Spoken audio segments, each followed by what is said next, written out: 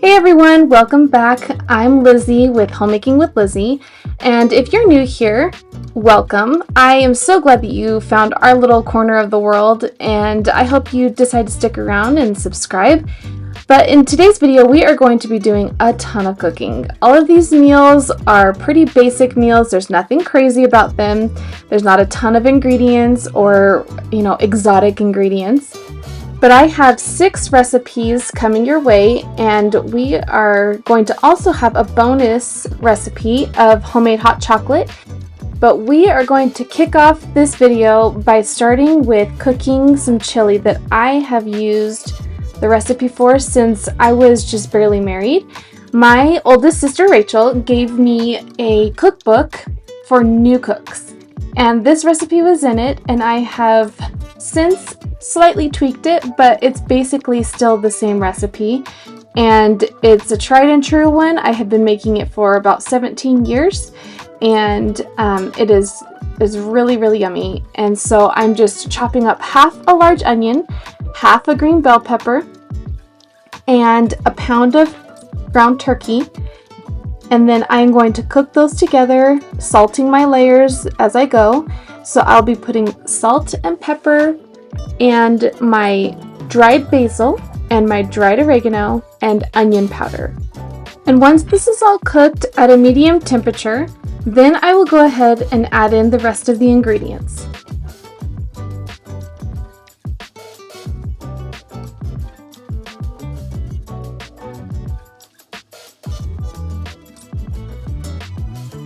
This is one of those recipes that is super easy to throw together on a busy weeknight, and it's delicious. The longer it sits, the better it gets, and you have all those flavors that just like to marry and become real close and cozy. So this is definitely a recipe to try and do not miss.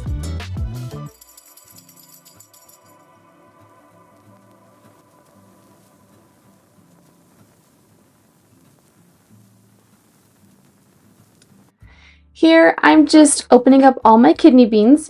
So the reason I have 3 cans of kidney beans is because on this night, I was actually hosting some neighbors, some friends of ours that were going to come over. So I was actually tripling this recipe, but on a normal night, I would probably do double the recipe. But I should have all the recipes that I'm doing in this video posted down below. Alright, it looks like our meat and our veggies are all cooked, and I'm going to be adding some more seasoning. So here's basil and onion powder, and we will give it a good stir, and then we will move on to adding our other ingredients.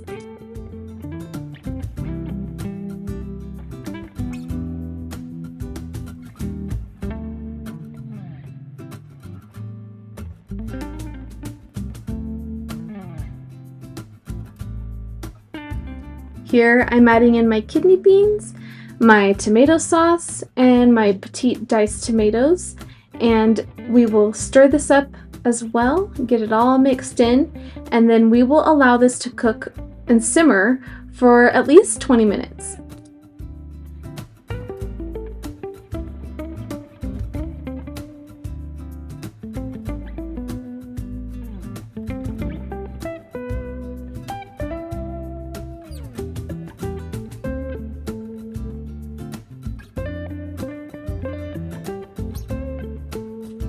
Now I'm working on the broccoli because I plan on having sides for the chili, or toppings I guess you could call them.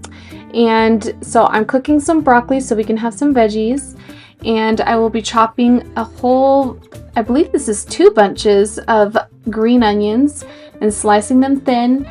And then I will also be shredding some cheese, and I will serve these with baked potatoes and with sour cream and ranch.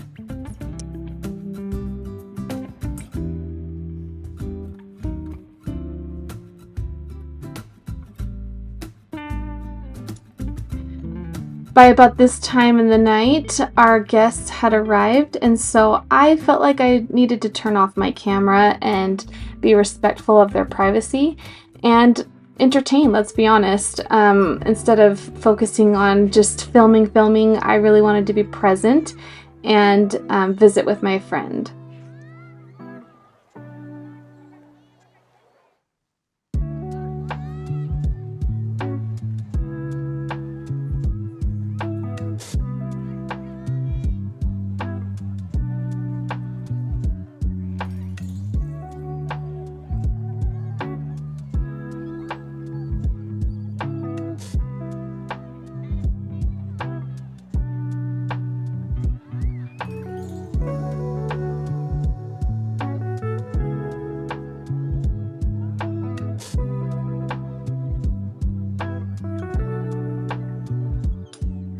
So I turned off my camera at this point and I didn't grab a shot of all the chili and the toppings, but you get the idea. This chili really is worth trying. It's not a typical chili where it tastes maybe Southwestern. It tastes more Italian. It really is delicious. It's a little different, but it's really basic and a good comfort food. Okay, we're now moving on to the next meal. I really needed something easy and a no-brainer on this night, and so I decided to do breakfast sandwiches for dinner. So these are actually Walmart rolls. I believe it's called their steak rolls. And I just sliced them open, placed some cheese in them, fried up some eggs, and then I put them on the grill. The only time I really let my kids choose what they want for dinner is when it comes to cheese, whether they have cheese or not, or whether it's pepper jack cheese or cheddar cheese. My kids are pretty particular, so other than that, I am not a short order cook. I know some moms are okay with that and that works great for them. I don't want to teach my kids that they can be picky. I want them to learn to be grateful and to enjoy a lot of different foods. And I really do believe that starts at a young age. So here I am just pressing these sandwiches. I know my grill is terrible. My kids like to use it when they make sandwiches sometimes when they come home from school, and I just needed to give it some love and attention, some TLC. So please don't judge. But here I am making some homemade hot chocolate. You do not have to put the chocolate chips in a mesh strainer. I just feel like it goes faster getting them to melt. And so it's kind of like a forceful way, but it does create more dishes. So you decide what works best for you. But I do put the chocolate chips in hot water, then melt them down, but don't let it boil or you'll burn your chocolate. So here I'm just going to put in the sugar. You can use like a stevia sugar, you can use white cane sugar, you can use a monk fruit sweetener. It's really up to you and what your taste buds prefer. But then I'm putting in cinnamon, and this is what most Latinos like to add to their hot chocolate. And this I learned this lesson from my mother-in-law, and so that's why I also add cinnamon. And then I'm going to add a couple pinches of salt, and then just give it a stir. And I'm also going to be using the same hot chocolate recipe later in the video for another meal, but we'll go over the differences that one has. And then I'm going to add in some evaporated milk. It's really important to use evaporated milk because it has the most flavor, and it's going to be cheaper than dumping in like a whole gallon of, fresh milk, and you're still not going to get the flavor profile that the evaporated milk will provide. So here it is all together. Just a quick and easy meal. Next up, I am going to do what my family calls brown pasta or brown sauce pasta. And I showed you there that I'm using a gluten-free pasta tonight, but you can use whatever pasta you prefer. In the background, I don't know if you can see or not, but we are experiencing a snowstorm. So I am just hunkering down and getting dinner ready. And this meal is one that I haven't made in a really long time, but it is definitely a recipe that my family gets so excited about when they learn that I'm making it for dinner that night. So you're gonna get some chicken breast, and I'm just setting up my workstation here so that it's all ready to go. I really don't like messing around with raw chicken.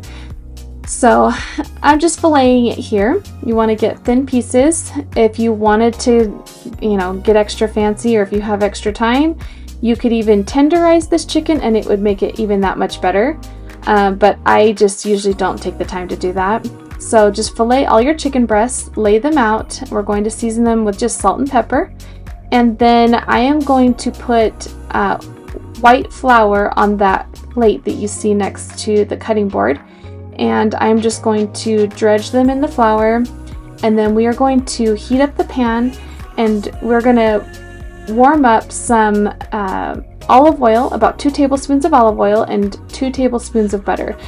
This recipe is not super healthy. I will never claim that, but it is super delicious. So I can always claim that. Here I'm just letting it sizzle up. Enjoy the noises and sounds, ASMR. And I'm just placing the dredged chicken in the oil. Now I am going to cook this at about medium heat. Your chicken doesn't have to be necessarily cooked all the way through at this point. You just want to crisp it up and make it golden on each side, because we are going to fully cook it later in the process. So just hang with me and trust the process. This will get fully cooked. Just at this step, it's not 100% important. You don't want to burn the chicken or burn the oil in the pan, because all of that is going to create lots of flavor later on.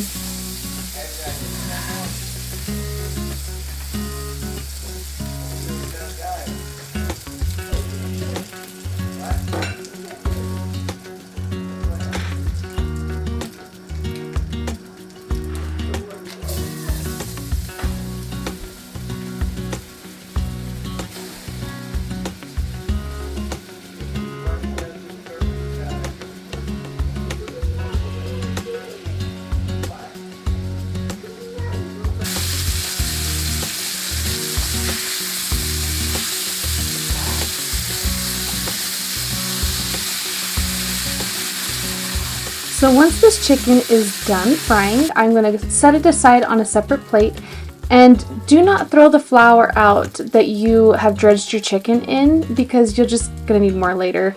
So I like to save it and put it into the pan, and it's almost like you're making a roux in a sense, where you're just going to be getting all of that flour mixed in with the butter and the olive oil, and scrubbing up all of those little bits that make the sauce tastes so good.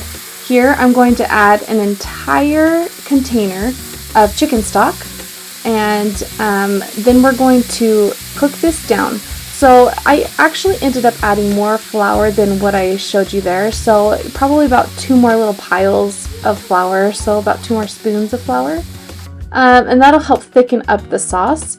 And then I'm going to reduce it down a little bit, get it cooking, and then I'm going to add in that chicken back into the sauce and let it simmer for a few minutes. So this is where the chicken gets cooked the rest of the way. And it's going to cook for about 10 to 15 minutes. And because it's chicken breast, it cooks up really fast and thoroughly. But this is something that I've had to learn to just like double or triple, because my family just absolutely adores this recipe.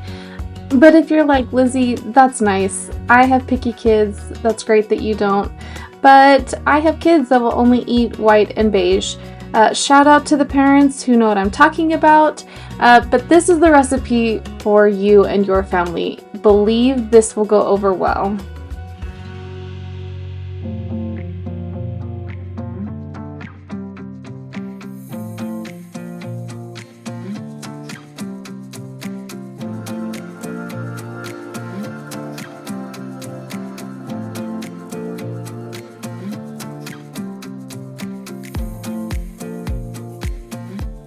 Alright, up next I'm just checking the heat on my second pan, adding in some olive oil. This is at about medium heat, and it's just a flash cook of my power greens that I get at Costco.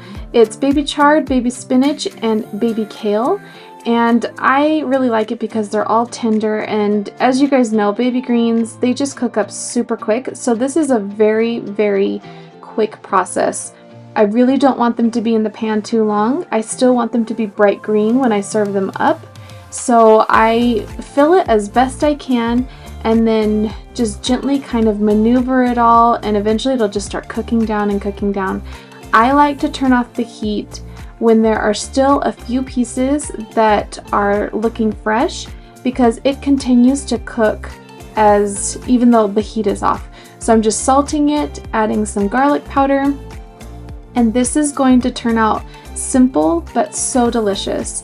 Here I'm just serving up a plate of dinner, and man, my mouth is watering just looking at all of this because I know how good it is. So I guess I'm gonna have to put it on the menu again sometime soon. But just serving it up here, and voila.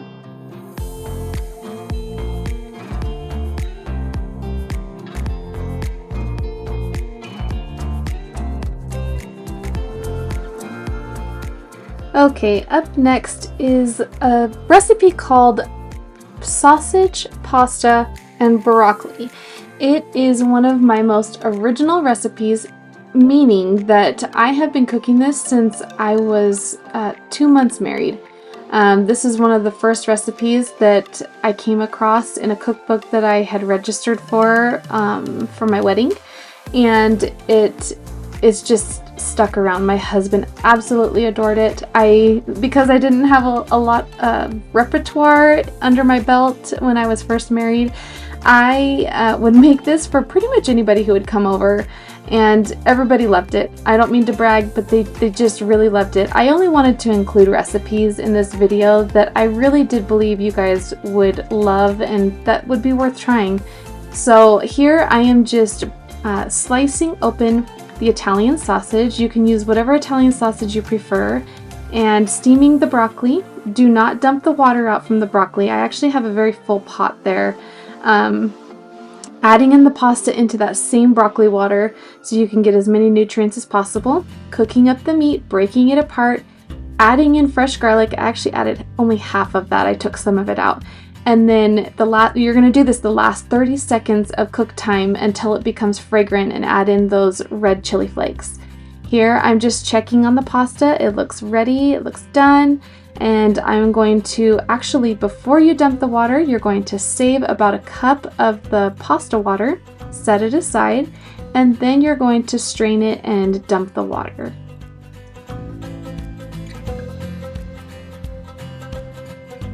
Straining off all of the water isn't really necessary, just because we need a little extra moisture since this pasta dish doesn't have any sauce. So the pasta water is going to act as kind of a way to keep it moist, and then we're going to dump everything together. So add that broccoli in, and we're going to put in the sausage. I highly suggest adding in all the oil that comes along with it, because again, that's where all the flavor's at. Don't skimp on it or you're going to be sad. Then you're just going to salt and pepper it to taste, and you're going to add in some Parmesan cheese. And let's not forget the pasta water we set aside. That is really important, otherwise it kind of tastes dry. In the past, there's been times where I've forgotten to even save the water, and it's still good, but it definitely needs that pasta water. The starches in there really help bring everything together. So here it is all mixed up, but again, it's one of those nights I just didn't get a clip of serving it up. Here I am going to make chicken salad sandwiches, but I'm not going to make them in the traditional way that most Americans do. This is a way that my mother-in-law taught me, and I think it's super delicious. It has celery chopped up really, really fine, and it also has lime juice, and it has cumin, and it has salt and pepper, and some mayo. And I really feel like the lime really lightens up that mayo, and it doesn't have a sweet flavor. I'm not as big on my food tasting sweet when it's supposed to be like a savory dish, meaning like dinner or supposed to be a meal. But then I'm going to put this all into a bowl, and I highly suggest putting it into a bowl and not into the chicken, because we are going to add all of the seasonings, the lime juice, and some of the mayo into that small bowl just to really get it mixed well before we get it into the chicken. Otherwise, it can be pretty difficult to stir and mix in evenly. But we will be adding in more mayo later, and it's a much smoother process. So I highly suggest putting it into a bowl. I'm just squeezing some limes here and adding in my seasonings. I just do it to taste. I am kind of a shaker. I don't really measure. I just kind of dump and go until, what is it, that meme that says like until your ancestors tell you to stop? That's kind of how I do it. So I don't know about you, but I really related to that meme when I read it. I started laughing out loud. But here I'm adding in some mayo, giving it a stir, and then I'm going to combine it with my shredded chicken, and then we're going to see how it looks. But then I do end up adding a few more large scoops of mayo. I'm not afraid of mayo. If you're a Miracle Whip person, by all means use Miracle Whip, but I really do think that mayo tastes best. But just make sure to mix it well because you don't want any pockets of mayo. And then we are going to go ahead and assemble our sandwiches. I served this with raspberries this night just to keep it easy. And I also, this is the recipe that I did hot chocolate with as well. But the difference in this one is that I did it per the request of my husband. When he was growing up, his mother would do it with cooked oatmeal and then add the homemade hot chocolate in the blender and just blend it up so it was kind of like a thick drink. I don't quite make it as thick as she did, but he loves it either way, thick or thin. Sorry, my dogs were knocking my camera throughout this recording process. They like to be in the kitchen with me when I'm cooking. But here it is, and another delicious recipe. Next up, I'm going to be making pork chops and rice in the oven. This is actually only the second time I've made this. I just recalled one day, I'm like, man, I think I remember having pork chops and rice as a kid, and then it just all came back and it sounded so delicious. So I had to find a recipe and make it, and I made it a second time on this night because my kids loved it so much. So going back to what we said earlier, if your kids will only eat white or beige, this is another good recipe for them. I did a whole box of chicken stock, but then I also added in 2 more cups of water just because I am actually doing more rice than the recipe calls for. So I'm doing this in, I believe, a 10 by 14 inch pan or something like that. It's bigger than the standard 9 by 13. That way it doesn't overflow, and I feel like I can make more rice and pork chops without fully doubling it. They're just really big rice eaters, and so this works well for our family. Here I'm just taking off the bone out of the pork chops, seasoning them with salt and pepper, and then I am going to place them right on top of the liquid and rice in the pan.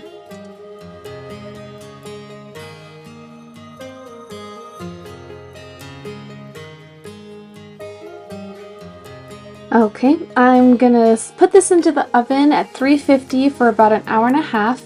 You need to cover it with some foil, not very tightly, but just lightly. And about an hour and a half later, I have a new light above my sink, per my father-in-law. Thank you very much. Gracias. And I'm just taking off the foil, placing it back into the oven to let it kind of brown up. And that's for about 15 more minutes, and then I'm going to prep my asparagus as my side. And again, just like the greens with the pasta dish that we made, I really like to just chop this up into bite-sized pieces after I snap off the ends, and then just saute it really quickly on sort of a high heat so that it just stays crisp enough but doesn't turn brownish or like dark green. I really want this to stay bright green so that it'll retain all of its nutrients as much as possible but still be edible. So here we are, we're just putting it into our hot pan, and I've used avocado oil, especially for high heat cooking, and just stirred around, coat it with the oil, and then I'm going to salt it, and I'm going to add garlic powder, and all of it is just to taste. I will say a little tip to learning how to just dump and go is when you are doing it, the only thing I would hesitate to put too much of is salt. Everything else is just going to make it taste more flavorful. You're not really going to mess it up.